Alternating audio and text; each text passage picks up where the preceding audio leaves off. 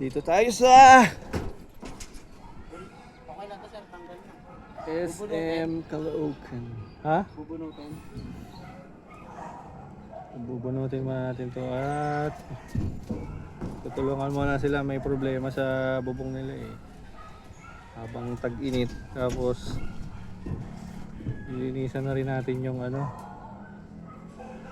yung panel nila, madumi na. Kaya dapat may masubukan pala tayong bagong panel, yung anti-dust daw po yun eh. Kasi parang dito lang umulusot yung ano eh, yung vlogging muna to. Parang hinala namin dito nanggagaling yung ano. Ganda rin natagan.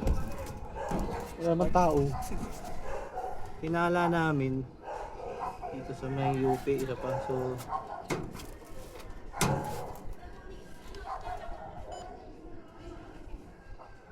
nakopi namin yan.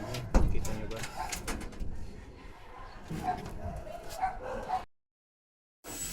Ayan, tapos na kami magwalis. Tapos kahit pa paano nakapag-cleaning. O, papasadahan ko pa ulit yan. Ayan, nagpahit na po siya mga kababayan. Tapos meron kaming lalagay dyan na tela. Kaya kung mapapansin nyo, medyo maangat dito. Yan, yan. Oh, kitang kita oh. Oh. Diba yung ano? Dito na daan eh. Kasi yung dugtong. 3 meters yan eh, sukatin ko mamaya. Ang distansya doon sa ano. Yan, since dugtungan nito, yan eh, pag after niyan nilagyan pa namin ng cloth, waterproofing cloth.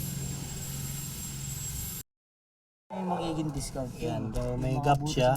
Pino-close natin yung mga gap. Para hindi malamusot. Ayan, no? Gap yan. Para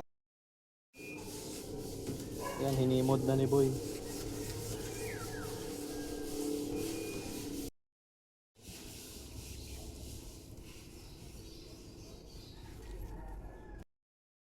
So dun sa sinukat namin sa loob, kung saan pinanggagalingan yung tulo, 3 meters yon. Kasi malapit-lapit siya sa ano, sa dito sa dugtungan. So possible kasi talaga ang pinanggagalingan ng tulo. Ayan, gumagapang hanggang dyan. Diba? Yan, kung makikita nyo dito, ito yata yung lumang flashing eh. Nakaangat din kasi, kasi ito yung gitna, nakaangat din. So, hindi dito rin lang gagaling yung ano eh, pero ang pinaka-suspecha kasi yung dugtungan, medyo umaangat-angat kasi. Kita nyo, may UP dito.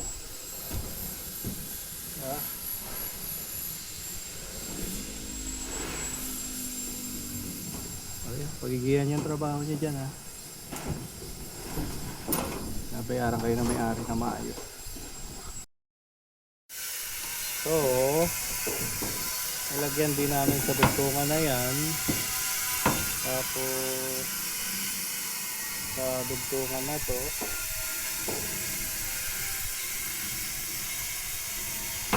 punta ka doon na medyo nakalubog. Makita? Ay, medyo ka nakalubog yung dulo na yun. Tapos yung mga ano, iba, nilagyan na rin namin sa papasayan. Kaya punta tayo doon. Kaya mga kalakalawang, lagyan ko na rin kasi para di lumaki yung kalawang. So, tingnan natin. Medyo ay basa pa.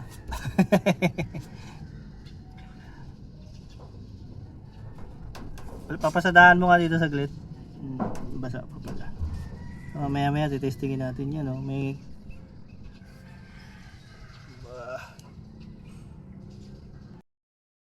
testing lang natin. Tatampo yung tubig. 30 minutes naman eh.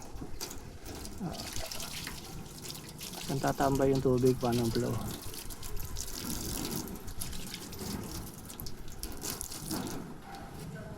So diretso na. So Tingin mo, no? Diretso na yung flow. No? Feeling ko doon nga yung nag-iipon. Saan? Doon o, sa dulo. Yan o. Part na yan. Kasi Ayan, oh. di ba? Pero okay na. Okay, so hoping for the best na lang.